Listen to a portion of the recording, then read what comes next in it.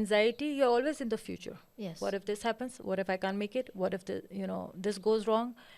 Let's say if your child is 10 minutes late from school, as a mother, you'll have all these thoughts of, what if someone has taken him? God forbid.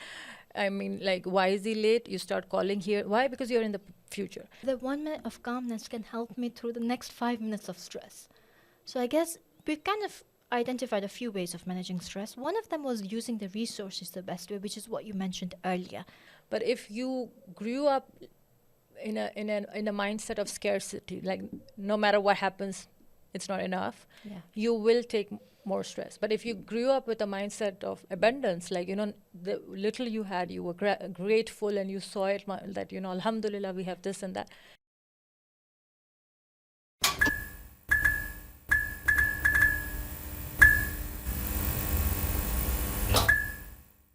Bismillahir Rahmanir Rahim. Salamun alaikum, and thank you so much for joining us yet again for another episode with Faraj podcast on the same topic of mental health. Now, we've discussed 2 different types of mental health, but yet another one that drastically affects most of us in our daily life is stress. But we want to look at stress from a specific dimension, and that is, while we all struggle stress, how does religion help us deal with it? Because let's face it, religion has an instrumental role in how we view our daily life, how we view our daily interactions, and it has a massive impact on our psychological well-being as well. So now taking stress, which something we struggle with all the time, and seeing how religion can help us would be something that we can learn from and implement it for a better structured life. And yet again, I have our esteemed guest from Tehran, who's a specialist in psychology, Sister Sabira Kanji. Thank you so much, Sister Sabira, again for joining us. You're welcome. Thank you very much for inviting me. Assalamu alaikum to everyone. Wa alaikum salam. So we have discussed anger, and we discussed conflict resolution. Both of them they go hand in hand. But then when we were talking about anger, we discussed that anger has triggers, and one of those triggers could be stress. Definitely. Now, we're going 2 steps back from where we started off. While stress is a very normal part of life, and some people would be more prone to it than others, before we kind of discuss how religion helps us, let's get into the factors that contribute to stress. What do you think are the factors, like obviously from your expert view? So when we talk about stress, stress is usually this feeling that you're being threatened. So the threat could be an outward threat in your environment or an internal threat.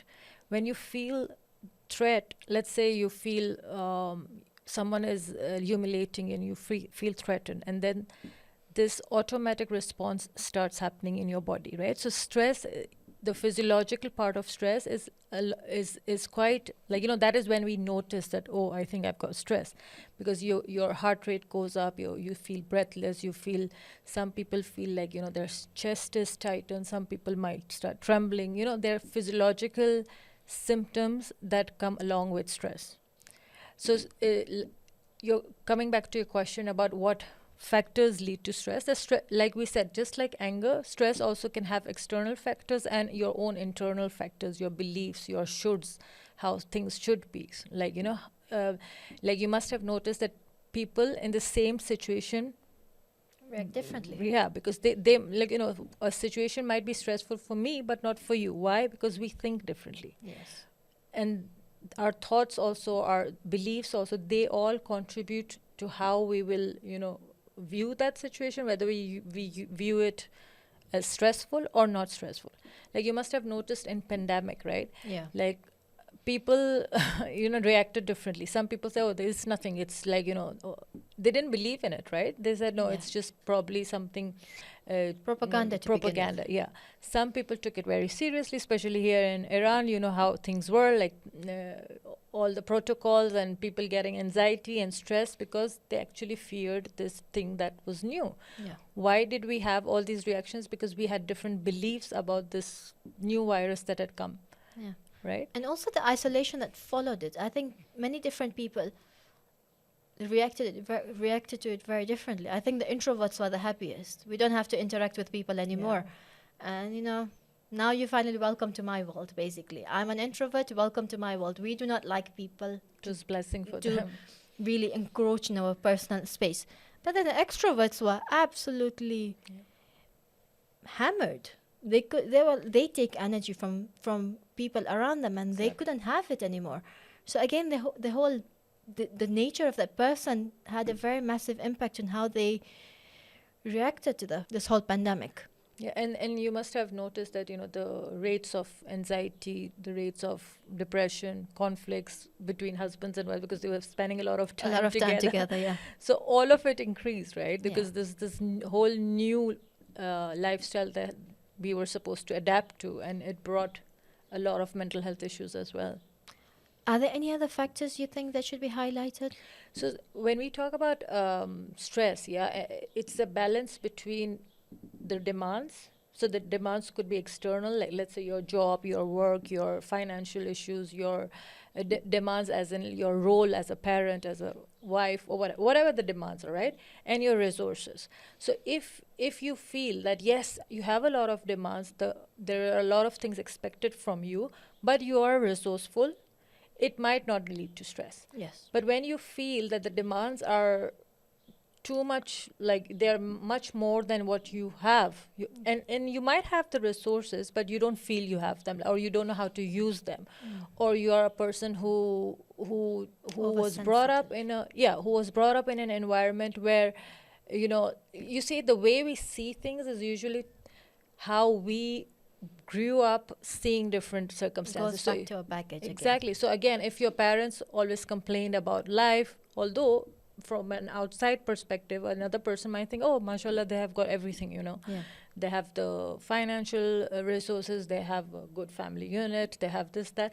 But if you grew up in a mindset of scarcity, like no matter what happens, it's not enough, Yeah. you will take more stress. But if you grew up with a mindset of abundance, like, the little you had, you were grateful, and you saw it, that, alhamdulillah, we have this and that. It's the mindset, it is how you were brought up, how you saw things, like viewed life generally. And also, like, the environment also impacts. We can't say that, it's just to do with our childhood and to do with the way we think. It's also the environment. For instance, if you live in a place where there's a lot of noise and there's a lot of pollution and external factors, right? And also heredity. Yeah. So if you had a parent who had chronic stress, let's say, you are more likely to have chronic stress. But it's to do with all the mental health issues, right? Like depression, anxiety disorders. If you have a genetic history, if you have a history, you're more likely to have it. And it could be learned, or it could be due to genes, right? Now that you mentioned some of these, resourcefulness, being happy, being content with what you have, it kind of leads me on to our next question. The role of faith in managing stress. Now, I'll start you off there. The reason I didn't start with the hadith at this session was because I had a specific verse that I wanted to keep for this session. And this is a verse that helped me massively when I was coping with overstress. I stress out a lot, very easily. But this verse was like that life changer. Sometimes you open the Quran and something comes up for you and you're like, this is not a coincidence. Yeah. And لا تقنطوا من رحمة الله. Do not despair of the hope of Allah. This verse has been instrumental in changing my whole life. Like it changed how I deal with life. It changes it completely for me. Another verse that I want to put these two together just so we can go ahead into discussing it. وَتَوَكَّلْ عَلَى اللَّهِ وَكَفَى بِاللَّهِ وَكِيلًا. Just have faith in Allah, trust Allah, take Allah as your wakil, and He is sufficient for you.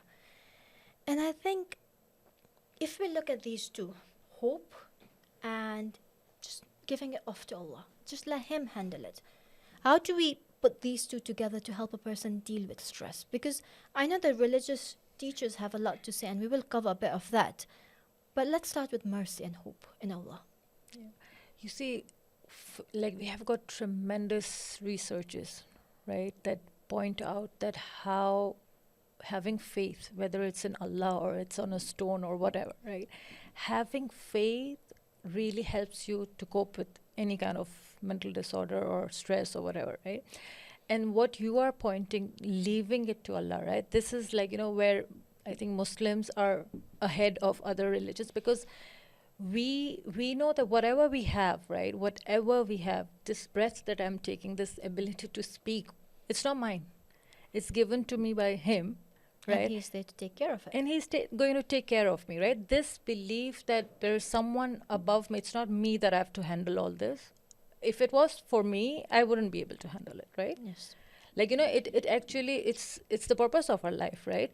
So if you have this vision that, yes, I am here to submit, and I am here, and the other phrase that usually I think many people who are going through a lot of hard times, is that Allah is not going to burden you with more than you can handle. Yes.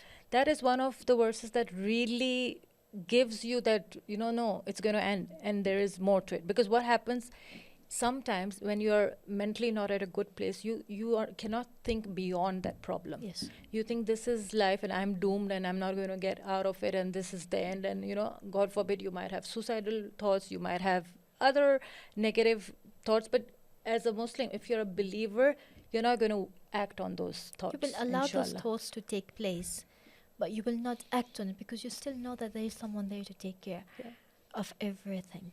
Yeah.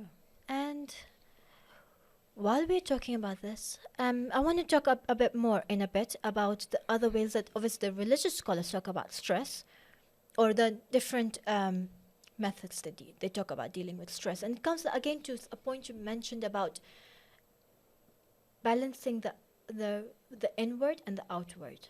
So those we will discuss in a few minutes. But what is it when you see a person who's super stressed?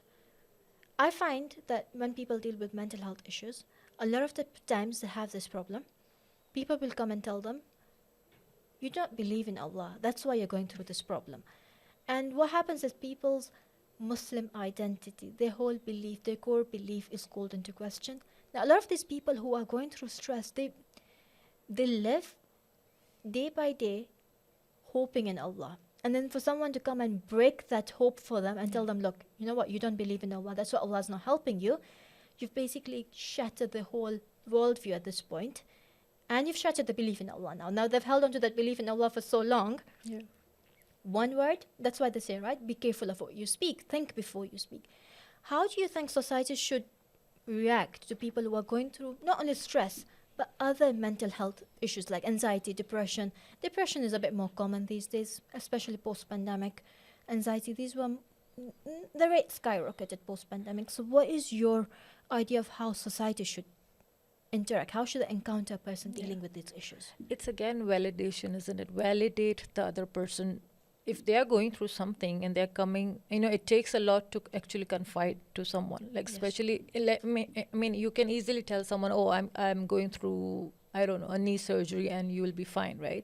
But if you're telling someone about your issues, or you're telling them, I don't feel very good, and the other person, instead of telling, validating how you feel, or, asking, okay, how can I help? Or at least validate, at least don't judge that person. Don't say that, oh, maybe it's because you don't believe in Allah, or maybe it's, there are so many clients who come and say, okay, does Allah not love me? Yes, Yeah. that's the question. Am I going through depression because Allah does not love me? Or am I going through this, let's say it's anxiety or whatever it is it a punishment, right? So you see, this person already is questioning, why am I going through it, right? And instead of helping them change that perspective, or, just accepting that, okay, yes, it could be a test, or yes, it is okay. Even our prophets went through a lot of emotions, ups and downs, right? Yes. It's not that because Allah is not happy with you, or it's not, this is more, I don't know if it's cultural, or it's the way, mental health is seen as a separate part, and religion is seen as something different, that we come up with these ideas that, maybe Allah is not happy with you, or like you said, if you're religious, then you shouldn't be having stress, or you should feel sad, or you shouldn't grieve, right? Although we have so many examples, like, from prophets, from our prophet. Hazrat Ayub cried for so many years, like he was grieving because, sorry, Hazrat Yaqub for his son Hazrat Yusuf. So does that mean he was not close to Allah? He was much more closer to Allah than us, right? Yes, but or Imam Zainul Abidin used to cry, used to grieve, right? That is what grieving is. And we here, judge people that, maybe your faith is not strong. Well, the faith might actually be stronger than ours because they've held onto their faith while going through the most toughest time anyone can ever be. Like they say, your greatest enemy is your own self. It's your own mind. Yeah, it's the mind. mind. And when it takes over, it takes over. There is no escape from it. And again, you mentioned, when validation. I think when we go out, knee surgery was the example you mentioned. When you see a person who has a knee surgery, we'll take flowers and cakes and, be like, let's make this person happy when they're in the hospital. But if a person is struggling with mental health issues, I'm sorry for using this word. It's the worst word to ever use, but this is what we use. We call them retarded. And it is not nice to use these words, but this is what we do. Why separate? Why separate? It is an issue they're going through. It's a disease like any other disease. Rather than being kind to them like we would be with someone who's going through a physical injury, let's be kind to someone who's going through a mental injury as well, because it is an injury, which it is just a fracture in a part of the mind that with the right resources, the right medicine, it can be resolved. Exactly. It's the lack of awareness and the stigma attached to mental health. Exactly. So when it comes again to religion, this is something more from a personal perspective. Like, I go through stress, we all go through stress. But again, when it comes to balancing the internal and the external, I found that one of the best ways to balance it is to go through the soul. Now, I'm not saying we leave therapy. Sorry. What I'm saying is that sometimes when we're feeling extreme stress, just taking a time to calm the inner self, the inner soul within us, and what I find works best, and this is something that is a blanket, sort of, it's across the board. Reciting salawat is one of those things that brings a level of spiritual serenity, just to allow the person for a few moments to cope with the problem they have. When the inner self is a bit at equilibrium, then it comes to a place where they can sit up and take that step forward, which we then go through in therapy. We help them look through how to deal with these issues. Coming that, how does therapy, what are some of those healthy ways of managing stress that you would teach your clients basically? So what you mentioned about reciting salawat, right? Like reciting anything, right? Let's look beyond our own religion. Okay. So reciting something brings you in the present moment, right? What happens is, let's say in stress or anxiety, our mind is usually not in the present moment. Even namaz, what is the whole purpose? It brings you to the present moment, to a focusing on Allah, right? You're in front of your creator and you're there in the present moment, and that is why it brings you that calmness. That is amazing. In anxiety, you're always in the future. Yes. What if this happens? What if I can't make it? What if this goes wrong? Let's say if your child is 10 minutes late from school, as a mother, you'll have all these thoughts of, what if someone has taken him? God forbid. I mean, like, why is he late? You start calling here. Why? Because you're in the future. And when your mind is constantly in the future, it feels not in control, right? But when you are able to be in the present, like, okay, my child has not come, it's been like beyond his usual time. What can I do about it, right? So you take a step, come back to the present, and then work on. Otherwise, if you're constantly thinking of what if this happens and this is going to go wrong or whatever, you're always going to have this agitated kind of feeling, and you won't be at rest, right? You won't be the unknown. Yeah, exactly. It's the unknown, and then your body starts giving you signals. Like I said, your heart rate might go up. Why? Because it's giving you signals that you're not safe. This is fear response that comes up, right? So, sorry, I kind of forgot your question. It was about, the healthy ways of managing stress. Like you said, like I said, the thoughts are, and the beliefs are what are the root where, all these stressful thoughts come in. Like I said, one of them is what if, right? Another one is, thinking of catastrophizing, thinking of the worst possible scenario. Or they are, for instance, mind reading. Let's say if I see you in the mosque and don't say salam to you, you start mind reading. Oh, maybe she's angry with me. Maybe this, what have I done? All these thoughts come in our mind. Or thinking things in black and white, right? Either it is,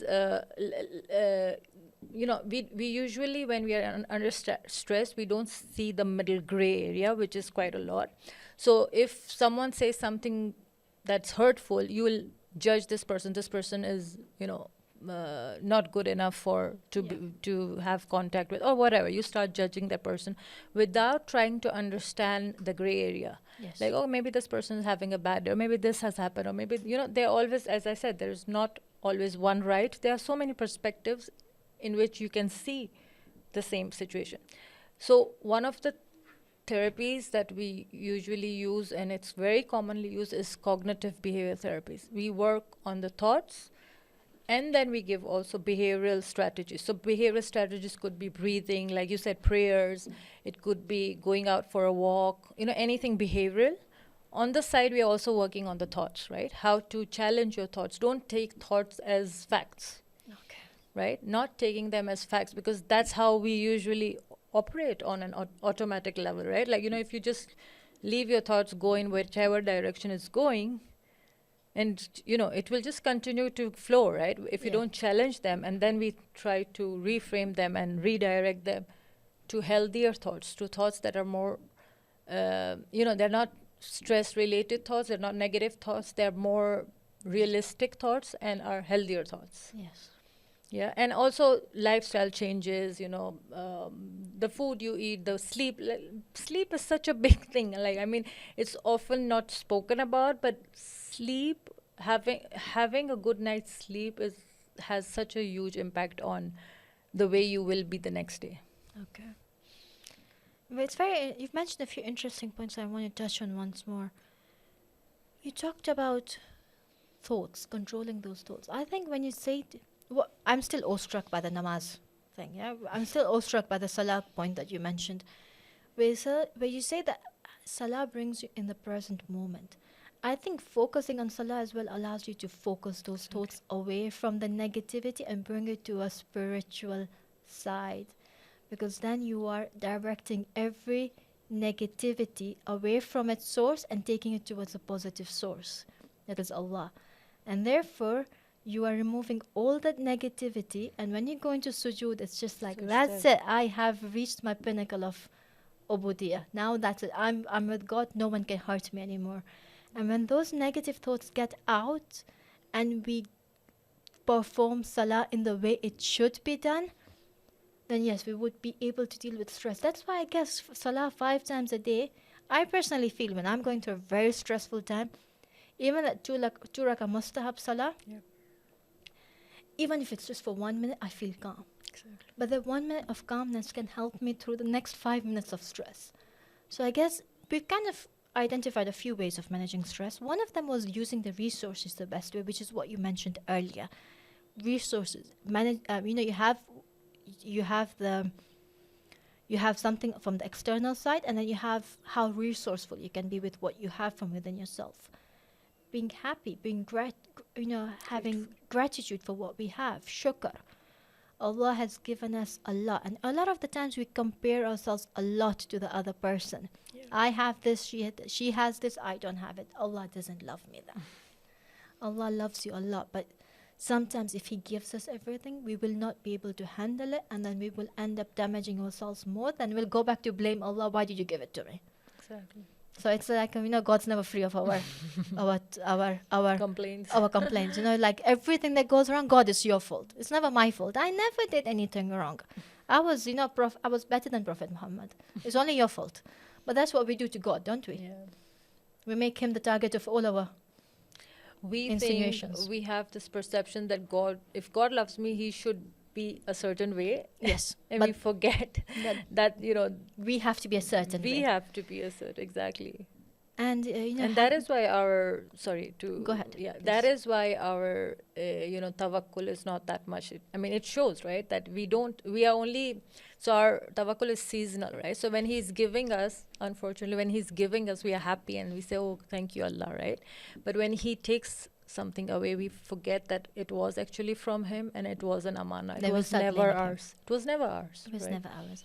And a lot of the times I feel this is a very important point, that sometimes some things are taken or some things are given in order. So sometimes we might say that, look, my financial health has been taken, my financial safety net has been taken away, or we find that I've been given this disease. But what I find often, and this is speaking from personal experience, is that it is creating the capacity within yourself for future challenges. I find that many people, if you speak to them, when you talk to them, not you, sorry, many times when I speak to people, or when I look at people, it's like they go through a level of different types of mental health challenges. In the end, if you ask them, they're like, I would not be who I am if I hadn't gone through those challenges, because it's made me someone else. Like for someone who goes through mental health and comes out to the other end, they become more empathetic. Definitely. It's a journey, right? It's the wounds that take place, or the way that you become a different person. And if those experiences were not, that you would never have understood, right? So if it was like, okay, Allah doesn't love me, then why would he give so many challenges to the prophets? He used to love, he loves the prophets, and there was more than us, right? Example of the challenges he went through. Like no one can claim they have gone through that many challenges. And for him to have gone through those challenges and yet reached a place where it was not sabr at that point, it was rida. He was in complete satisfaction of Allah's will, to the state that those people who used to come to even try and murder him at the last moment, his face was shining so bright they couldn't come and do it, because he had reached this complete state of complete satisfaction in Allah's will. And if we can get there, even through our hard times, not a problem. Everyone goes through hard times. Manage them according to the way the therapists say. Take expert advice, and then go back to your religion. See how your religion advises you. Be happy with what God has given you. Converse with God. I remember one of our teachers very recently, he gave us a very good advice. It's like, in a day, take 2 minutes. First minute, talk to the Imam. Right? Talk to him. Just have that connection with him. Tell him all your problems, because you are, like you said, bringing yourself in the moment. But then you're talking to the Sahib Amr over here. You're talking to the one who Allah has appointed as his guide over you. Talk to the Imam 1 minute. It's like the second minute, it's like, tell the Imam you love him. That's it. It's like, just use this 2 minutes and then see how it changes you. Because it gives us a way to, again, we're using religion to bring ourselves into the moment, but at the same time focus all that positive energy inward and remove all the negative energy. Yeah.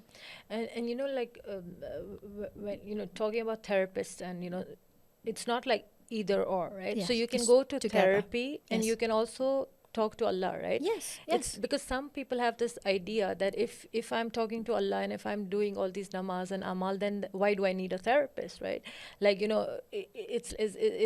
does that mean that my iman is not strong enough? And the other side of it, like, there are many Muslim clients that I've had who have gone to therapists who do not use a faith-based approach, or who just cancel out the whole faith and keep it in the corner. They don't get satisfied, right?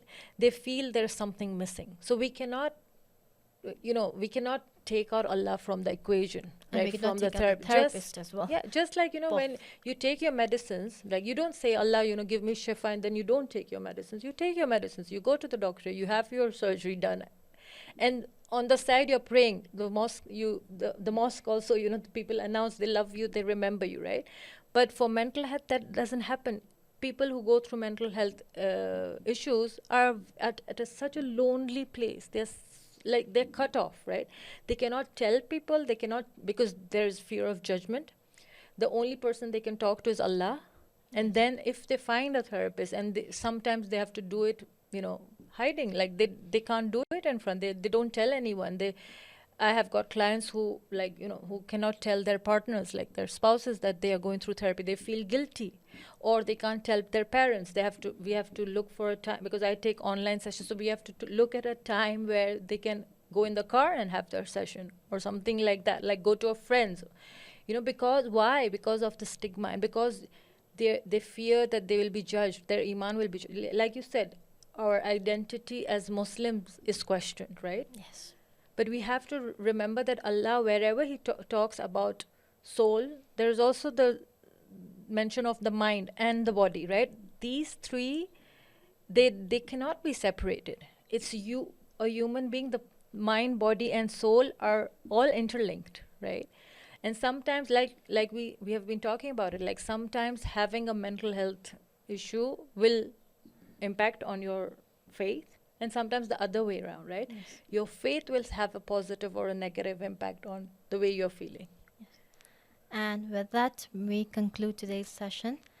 Having spoken about stress, the ways to manage stress, and more importantly, how being Muslims and our faith in Allah can be a positive step towards managing stress rather than a hindrance, Exactly. which is the cultural notion at the moment. And with that, we conclude today's session. Thank you so much for joining us, and please hit the like button, hit that subscribe button, and turn on the bell notification so you will be notified when our future videos are released. And thank you so much. Hope you have a wonderful day and stress-free as well.